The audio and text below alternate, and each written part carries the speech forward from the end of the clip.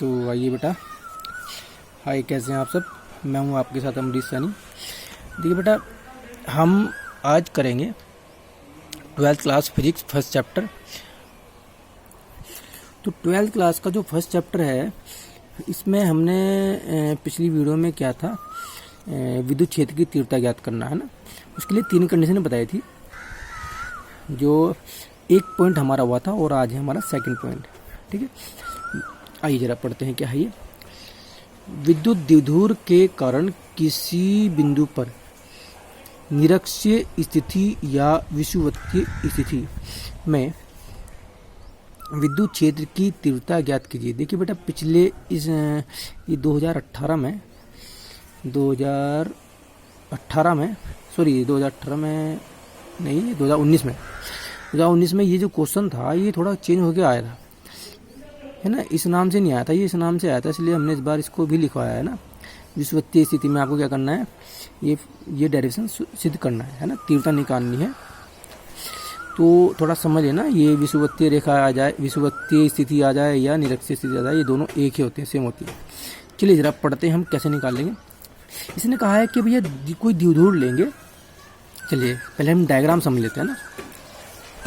Condition क्या है कि, चलिए इससे पहले पढ़ लेते हैं, डायग्राम बाद में समझेंगे। एक विद्युत द्विध्रुव AB है, ठीक है, जिससे स्मॉल r दूरी पर एक बिंदु P है, जिस पर विद्युत क्षेत्र की तीव्रता ज्ञात करनी है। ठीक है, देखिए जरा डायग्राम देखिए जरा बड़े आसानी से। क्वेश्चन में कहा है बेटा कि एक विद्युत द्विध्रुव है जो कि AB है।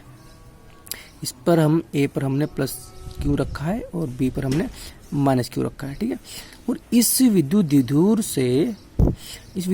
से स्मॉल r दूरी पर, ये जो r दूरी है, स्मॉल r दूरी पर एक बिंदु P है।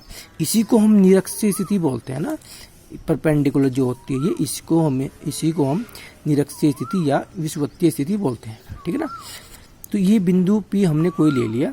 ठीक है भाई, आप यहाँ दिखा देंगे या नीचे दिखा सकते हैं, कोई दिक्कत वाली बात नहीं। डायग्राम आपका नीचे ही बन सकता है, लेकिन सूटेबल रहेगा ऊपर बनाए तो इस बिंदु पर हमें इस द्विध्रुव के कारण इस बिंदु पर हमें विद्युत क्षेत्र की तीव्रता ज्ञात करनी है कि भाई इस बिंदु पर इस निकाय यानी कि इस द्विध्रुव के कारण क्या प्रभाव पड़ रहा है और कितना क्षेत्र उत्पन्न हो रहा है। ठीक है, चलिए देखिए हमने क्या किया, इन दोनों को बिंदु P से बिंदु A को हमने मिला दिया। ठीक है, फिर ऐसे हमने क्या किया, इस बिंदु P से ही हमने B को मिला दिया। ठीक है ना। तो भैया ये तो हम जानते थे कि इसकी जो डिस्टेंस होती है वो 2L होती है कंप्लीट, है ना। और भाई मध्य बिंदु से अगर हम माप लें तो L हुआ करती है, इसको L ले लेंगे, हाफ हाफ हो जाएगी। क्लियर बात यहाँ तक। इसको हमने थीटा एंगल मान लिया कि हो सकता है भाई ये थीटा एंगल पर जो है ऐसे जो की हुई वो लाइन। तो ये जो है, अब देखिए हमारे पास ये L है, ये R है। ठीक है, तो भैया ये कितनी हो जाएगी, ये पाइथागोरस प्रमेय से हमने निकाल लिया। आप बड़े समझदार बच्चे हो, मुझे विश्वास है।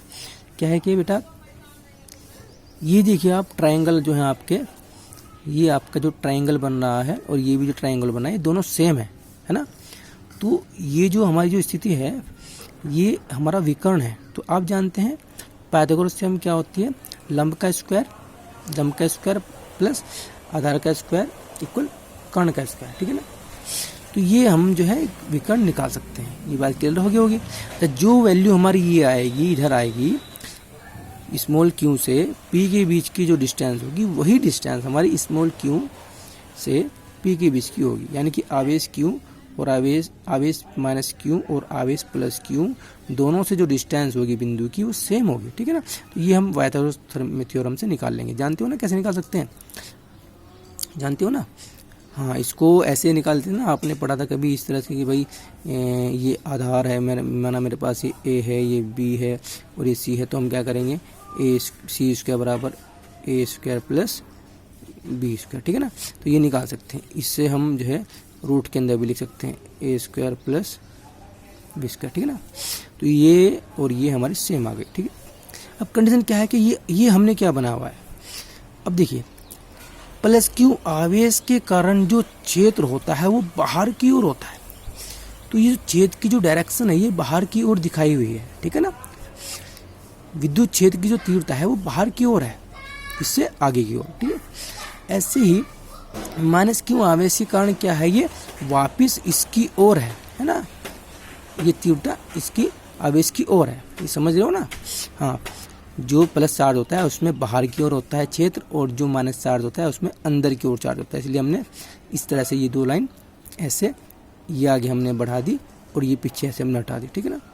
अब देखिए हमने क्या किया है, ये इसके समांतर, इस लाइन के समांतर हमने ये लाइन खींच ली, ठीक है ना। अब ये इसके डायरेक्शन है, ऐसे इसके डायरेक्शन शो करेंगे। ऐसे इसके समांतर ये लाइन हमने खींच ली है, इसके डायरेक्शन ऐसे ऊपर की और इसके डायरेक्शन हमने ऐसे बना ली।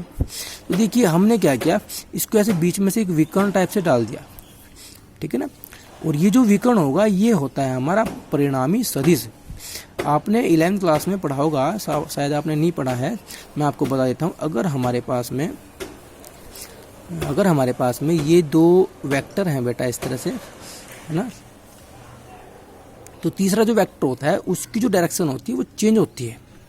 अगर दो सदिश हैं, ये ए वेक्टर और ये बी वेक्टर, तो सी वेक्टर जो होगा वो इसका अपोजिट होगा, है ना। और ये जो हुआ करता है सी वेक्टर जो होता है वो इन दोनों के योग के बराबर होता है, ठीक है ना। ये 11वीं क्लास का टॉपिक है, त्रिभुज का नियम। खैर चलिए, तो इसलिए हमने क्या किया, देखिए इन दोनों की जो डायरेक्शन होगी फिर बेटा वो एक हो जाएगी, है ना। क्योंकि इसके लिए हम जो दिशा दिखाएंगे वो भी इसकी ओर ही, और इसके लिए जो दिशा दिखाएंगे वो भी इसकी ओर ही होगी। अब बात आ रही है हमने कोस कैसे लिखा है। देखिए बेटा कोस का मतलब है अगर हम लंबवत लिया करते हैं तो साइन थीटा का प्रयोग करते हैं। आपने वो पढ़ा होगा ना, प्रक्षेप्य वाला चैप्टर 11वीं क्लास में, उसमें था, है ना। तो उसमें हम दो घटक हुआ करते थे हमारे, जो लंबवत होता है उसके लिए हम साइन लिया करते हैं, जो हमारा क्षैतिज हुआ करता है उसके लिए हम कोस लिया करते हैं। तो बेटा इसलिए हमने क्या किया, कोस थीटा लिया है, ठीक है, कि कोस ये जो है थीटा डिग्री पर ये विकर्ण बना हुआ है ना।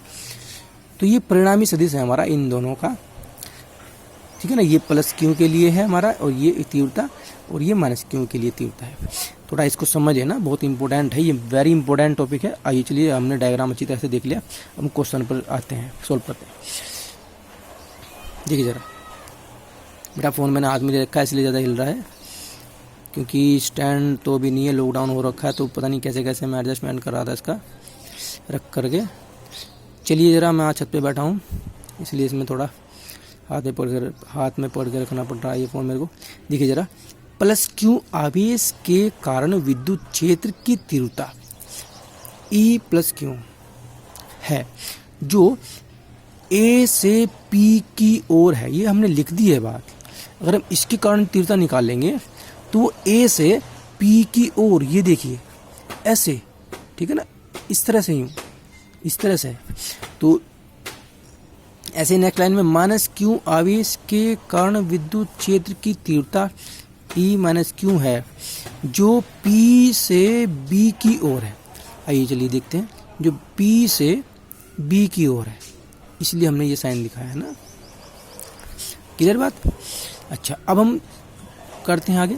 प्लस क्यू आवेश के कारण तीव्रता क्या होगी, E plus q equal k q upon root के अंदर, क्या होगा, r square plus l square पूरे का स्क्वायर। ऐसे क्यों लिखा है बेटा, समझ रहे हो ना। देखिए वही अपना तीव्रता के लिए एक फॉर्मूला था कि भाई हम क्या करेंगे, आवेश के तो हम जानते क्या है, कांस्टेंट है ना। माध्यम की बात करते हैं तो के तो आपको लगाना है। ये जो क्यू है ये आवेश है, डिवाइड में ये जो आएगा ये आएगी इस और इसके बीच की डिस्टेंस जो है वो हमने लिख ली, स्क्वायर। तो ये जो है वैल्यू, ये देखिए हम लिखा करते हैं जो डिस्टेंस होती है क्यू और पी के बीच की जो डिस्टेंस होगी ना उसका वर्ग, ठीक है, उसका वर्ग। ये समीकरण एक बन गए हमारे, ठीक है। इसी तरह से हमने क्या किया है भाई, माइनस क्यू आवेश के कारण तीव्रता क्या हो जाएगी, E minus Q equal k q upon root के अंदर। अब देखिए इसके कारण, देखिए डिस्टेंस तो सेम है ना भैया, डिस्टेंस तो सेम है, उसमें जो पहला जो हमारा डायरेक्शन था उसमें चेंज थी, ठीक है, तो इसमें हमारी सेम है, सेम है, तो यानी कंडीशन देखिए हमारे ये जो है ना दोनों इक्वेशन सेम बन रही है, एक जैसी बन रही है। खैर चलिए चलते हैं। विद्युत द्विध्रुव के कारण परिणामी तीव्रता, यानी कि कुल क्या तीव्रता होगी, परिणामी तीव्रता वो ये थी हमारी। चलिए करते हैं। तो E बराबर एक मिनट जरा, विद्युत द्विध्रुव के कारण परिणामी तीव्रता क्या होगी, E equal E plus Q cos theta plus E minus Q cos theta. अब हमें क्या करना है, इसकी वैल्यू और इसकी वैल्यू समीकरण 1 और 2 से रखनी है यहाँ पर। चलिए ज़रा देखते हैं। तो भैया हमने क्या किया, रख दिया। ये जो है इसकी वैल्यू समीकरण 1 से हमने क्या किया, कि ये पूरी वैल्यू रख दी, ठीक है ना। और इसकी जगह क्या करेंगे, ये पूरी वैल्यू रख देंगे। ये कोस और ये कोस जो है ये सेम रहेंगे ना, हमें इसको कुछ नहीं करना, तो ये दोनों हमारे सेम रहेंगे। हमने क्या किया, वो दोनों वैल्यू हमने पुट कर दी, ठीक है ना, क्लियर। चलिए अब जब ये दोनों सेम है, आप देख रहे हैं कि बेटा कि भैया ये तो जो है दोनों सेम आ रही हैं, इसलिए हम क्या करेंगे 1 2, तो 2 के क्यू डिवाइड में पूरी वैल्यू और कोस थीटा, ठीक है ना, क्लियर। अच्छा आप एक बात देख रहे हैं बेटा कि जो स्क्वायर है इस पूरे से कट जाएगा। आप सोच रहे होंगे सर ये तो हम यहाँ भी काट सकते थे, हाँ काट सकते हैं, कोई दिक्कत वाली बात नहीं है। आप यहाँ चाहे ऊपर ही काट देना, कोई ऐसी बात नहीं है। तो ये है कट गया ना, तो E बराबर 2 k q upon r square plus l square, ठीक है ना, कोस थीटा। अब बात आ रही है कोस थीटा।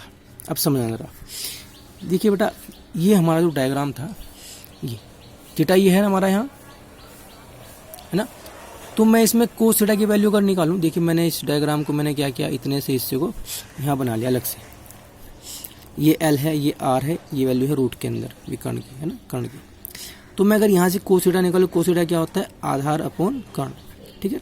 तो आधार क्या है मेरे पास में, थीटा ये है ना, तो आधार मेरा ये होगा, ठीक है। और कर्ण क्या होगा, ये वैल्यू मैंने लिख दी। यानी कोस थीटा की जगह मुझे क्या रखना है, ये रखना है।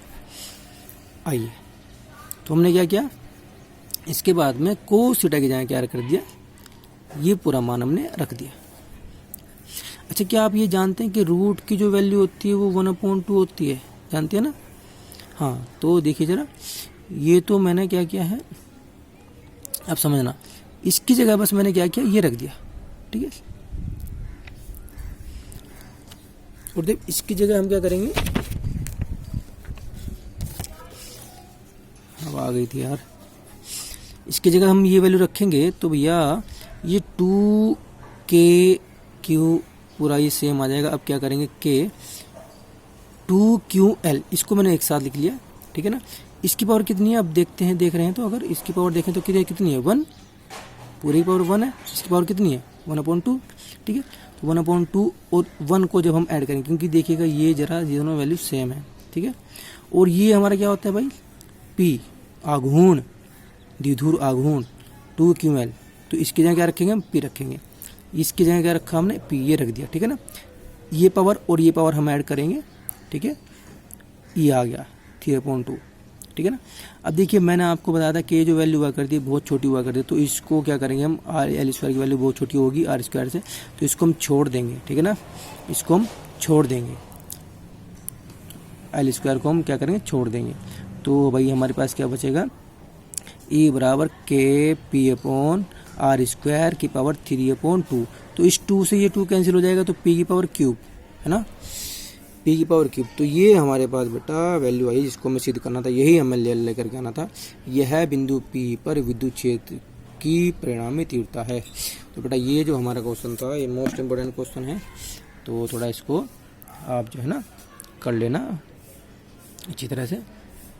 मैं ज़रा इसको रिपीट कर रहा हूँ आपके लिए, पूरा दिखा रहा हूँ, अब इसको अच्छी तरह से नोट कर लेना वीडियो रोक करके।